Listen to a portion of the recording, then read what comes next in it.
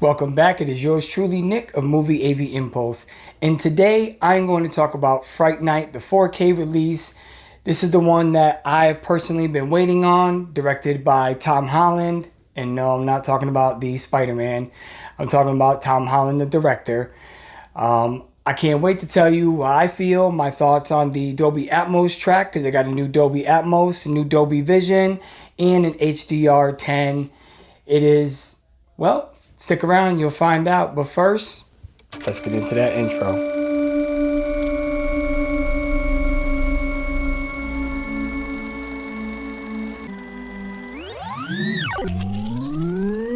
Hold up. Before we get into that, let's talk about another movie real quick that I think you should see. And I got some good news for you. I am talking about Body Bags by John Carpenter. This movie is one of those horror anthologies. I absolutely loved it. I just rewatched it today to see if it's still held up, and it's still a great anthology with all three stories. You have the gas station, you have Hair, and you have The Eye. It is absolutely phenomenal, and the good news is you can watch it for free with a couple of ads here and there on Amazon. And it is totally worth it if you've never seen it. I just wanted to mention that before I got into this Fright Night review, because not everybody's going to have Fright Night. You're a little curious. So in the meantime, if you haven't purchased it and you go and purchase it after watching this, you can watch Body Bags in the meantime. But now, let's get back to Fright Night. On Steelbook, absolutely gorgeous Steelbook. It is just brilliant. I like the original artwork and everything that is in the picture, just all the different mouths coming out of the, whatever this cloud, fog, whatever that is. But I think the greatest detail that I love the most is that this little guy right here, the shadow standing in the doorway. Absolutely love that on the second floor. But anyways, picture quality. Let me throw a disclaimer real fast. All these images that you will see that I am going to present while talking about this movie are in all HDR10. I did watch both the Dolby Vision and the HDR10, and here's why. A lot of people don't really like the way Dolby Vision looks. Personally, I like it. Not everybody does. And I will say the only thing that I will give HDR for this movie is that the colors are a little bit more vibrant, and especially when he's in the club, the lighting around, the strobe lighting, the laser beams, all that, it comes to life. The only difference between the HDR10 and the Dolby Vision is the Dolby Vision has a little bit better skin tone and a little bit more of the movie grain. The HDR10, they kind of cleaned up the grain a lot, but it still left enough film grain for me to be satisfied. And all I've got to say is, you boutique labels better watch out, because if studios keep releasing good 4K restorations like this, all these boutique labels are going to be in trouble. Criterion, Screen Factory, Shout Factory, Vinegar Syndrome. Y'all better step your game up, because lately, these studio-produced 4Ks that have been coming out have been absolutely killing it.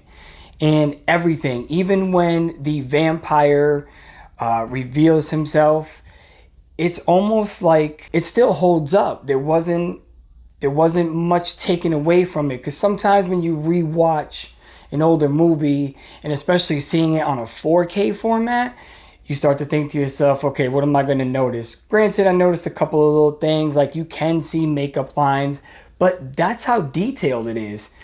And I absolutely love it. Dolby Atmos, you get about a good, out of the hour and 40-minute runtime of this movie, you get quite a bit of noise coming from them ceiling speakers, especially the scenes where the vampire is flying around up in the air, or when he's walking on the roof. You will literally hear all these sounds emerging right from the ceiling. It made me think that the vampire was actually on my roof when I was watching the movie. It is fantastic. There's also another scene where his sidekick, one of his undead, I call him a minion, I don't really know what he is. He's coming through the back porch while looking out at the kid who's, you know, tattletaling and going to the cops on him. And you hear everything in these back channels. I mean everything. You can hear a pin drop. Even on the score, when the music is playing, you feel that atmosphere, and it is just so awesome. The girl is transforming into the vampire where she's like suffering and kind of like, you know, he's trying to wake her up, and, you know, now she's under his command. When she comes out and reveals herself, that makeup still holds out even with this 4K restoration. It is insane. If you do not own this movie, I suggest you go out and get it, because it didn't let me down at all. I was absolutely just as in love with it as I was back when I watched it when I was, I think, around like 10 or 11 when I watched this movie for the first time. And it still holds up today. The special effects, too, still hold up today. I thought that, you know, it was going to look a little cheesy, or it was going to look too gimmicky, or be like, oh, wow. I mean, the bodies are melting away. It still looks phenomenal. I just can't say enough. I want to know what your thoughts are.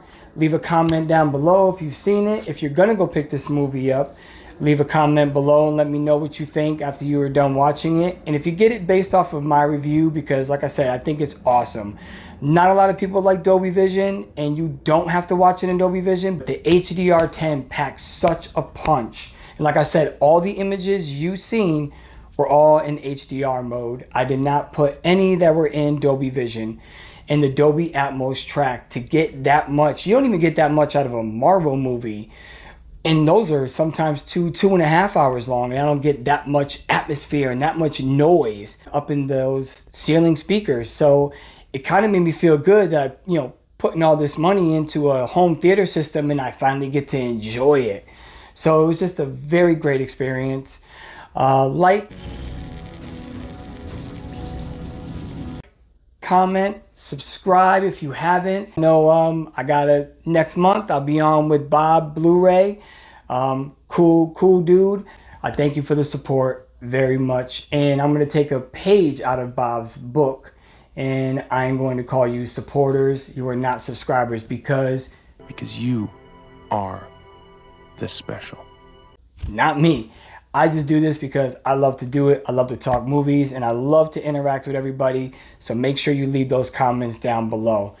And if you want to know why I bought the TV that I bought, or the audio or the receiver that I do have, I will tag them in this video.